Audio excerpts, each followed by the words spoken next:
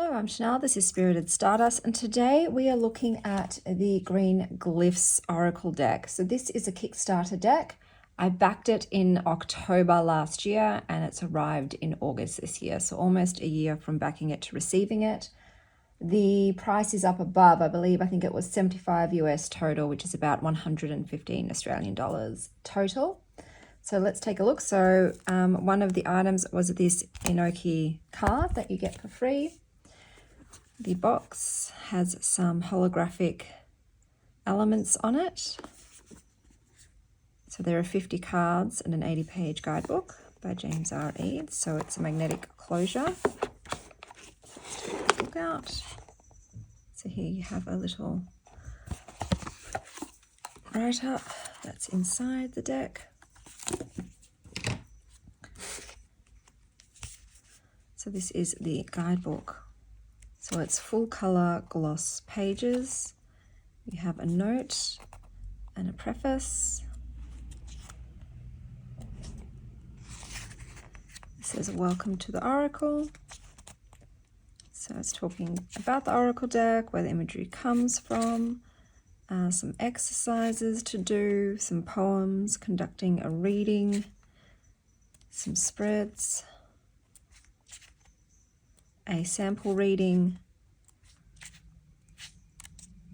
and then we get into the cards. So it tells you the different elements on the cards, some keywords, a little description, and reverse keywords. So just go through and then continuing your journey. So it does come, this set also has a tarot and a rune deck. So let's take a look at the cards. So the card stock is a 350 GSM with matte UV varnishing. So it is matte, and it has holographic gold gilding on the edges, and there's also foiling on the front. So let's take a look at the cards.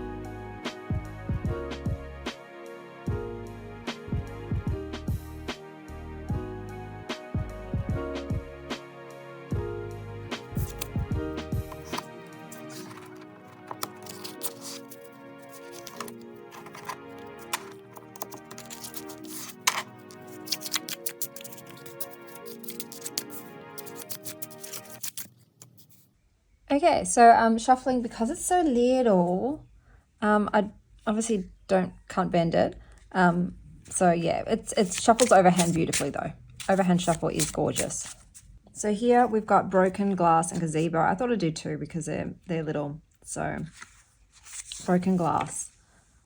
In the middle of a daydream, your arm knocks a glass off the counter and it shatters on the floor. Where was your mind a minute before? Now below your feet, small danger lurks in the sharp shards. You immediately feel foolish for something that could have been avoided. Wake-up call, small danger, accident, minor wounds. Reversed, inner conflict, reconsidering choices, uncertainty, deflecting blame. And then the next one is gazebo. So these are all in alphabetical order. An empty gazebo tucked away in a thicket of trees at the edge of a great lawn draws you in. Memories of celebration and happiness flood your being. Let them fill the space you're in. All that is important now is the present. Celebration, the present, happiness, summer nights, reversed. Inner harmony, personal achievement, spending time with self, and isolation. So I'll see you back for the other half of this. Hello. All right, so let's take a look at this deck. So this is the box, which I think is a fantastic box. I think it's well done. I will not be using it. I think I'm going to probably make it a bag with this yarn because I felt like it kind of matches. So I will definitely make a baggie for it. So let's take a look at the guidebook, which is good. It's beautifully colored. I love color and glossy pages. So we talk about how this came into being. The creator originally had a Lenormand deck and then decided to branch out and create the Oracle, the Tarot, and the Rune deck. So this deck in particular is about celebrating sort of the magic in the mundane, the ordinary, with the unfamiliar, judging, in terms of the items that have been selected in this deck, which I think is really lovely. This one does have a limited color palette. You've got pretty much just greens with the beige background and then the holographic elements. So the author also talks about how to read the deck. Definitely you can use your own intuition. So what wisteria, for instance, means to you.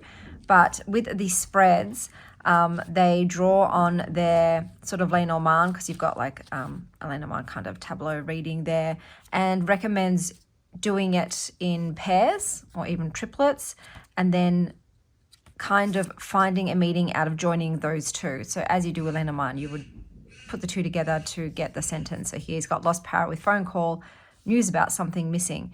So they do that, and they also make little poems by combining keywords with the keywords. So interesting ways to use it.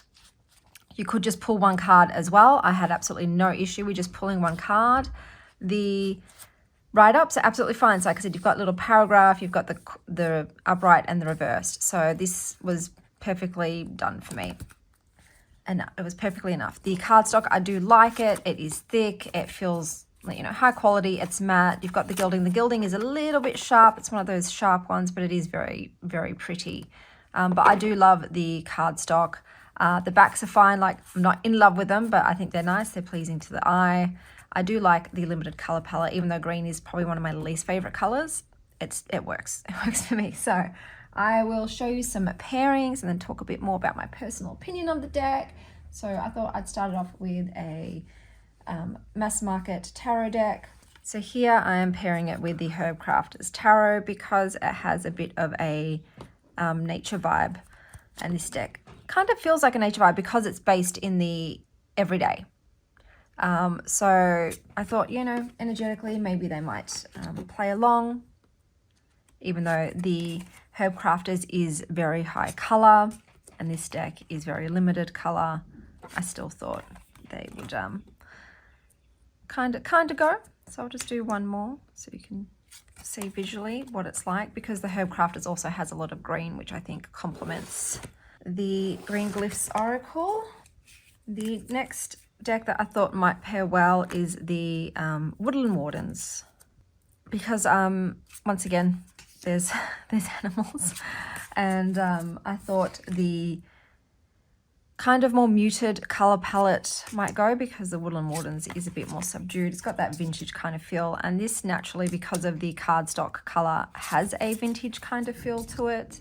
But yeah, I'm not sure if they go well. Looking at them together might be a bit too much.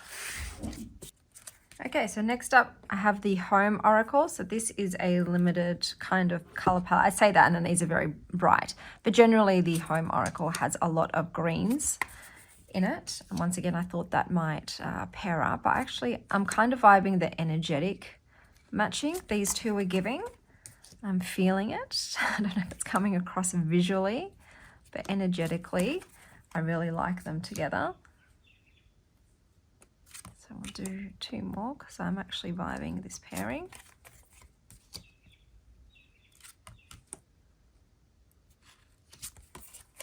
Yeah, I definitely think these two kind of go. All right, so that was the Home Oracle. Okay, and now we are up to the pairings that I personally did for my readings together. So the first one out of the gate is the Alchemist's Garden Tarot. So yeah, not the same color card stock, but like I said, it's got that vintage kind of vibe. I love this Morning Glory card. I just think that's bloody stunning. And it's, you know, plant based, so it's got a similar kind of energy, I feel, to this one. And I did enjoy working with them together. I thought they were quite lovely and a lot of fun. So in regards to this deck, I liked it as soon as I opened the box. I don't know, sometimes it's like that with the deck. As soon as you put your hands on it, you're like, yes, I'm feeling an instant connection. I do like it visually. I love the everyday items that they have chosen. They just really speak to me, as well as, like I said, the unfamiliar. So they have combined sort of the domestic with unusual items that you don't see every day, like an etching press. I don't use any of those, but playing cards, yes, I do.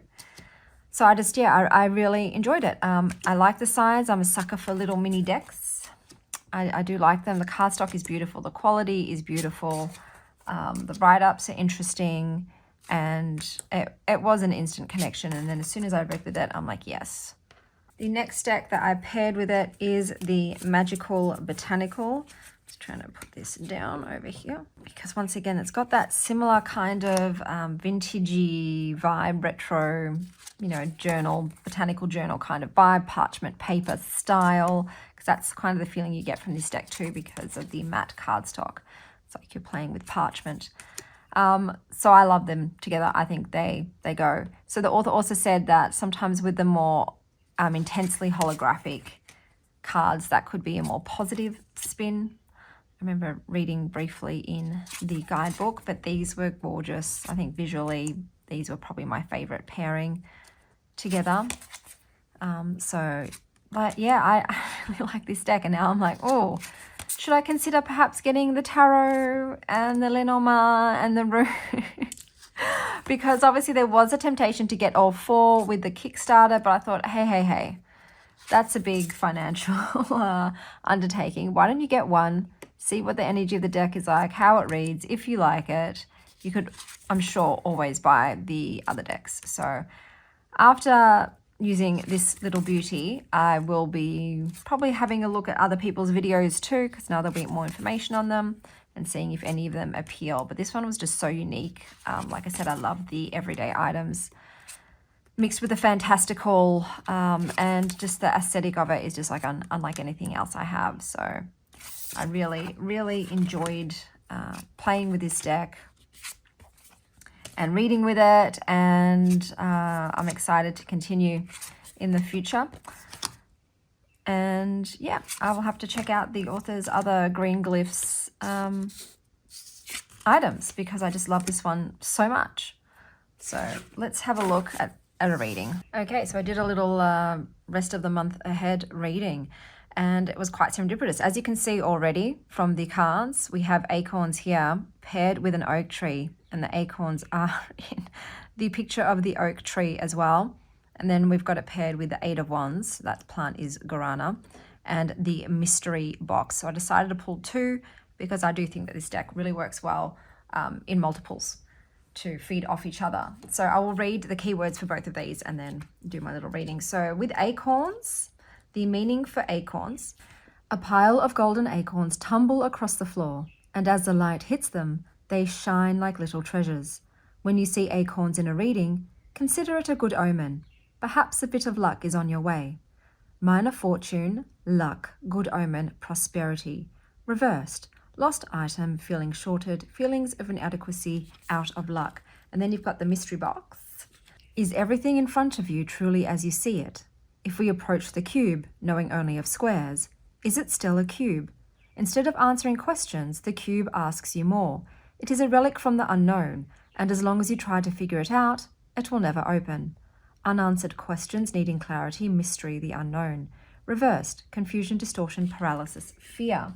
So with the Eight of Wands, the Eight of Wands is generally one of like rapid movement, speed, progress, expansion, travel, quick resolutions, communication, fast, fast, fast, go, go, go, don't stop. So that's kind of the energy of that card. Now, so I had to read what their interpretations were of oak, but oak for me normally means strength, sometimes wisdom. So the keywords that they've chosen are strength, protection, and good fortune.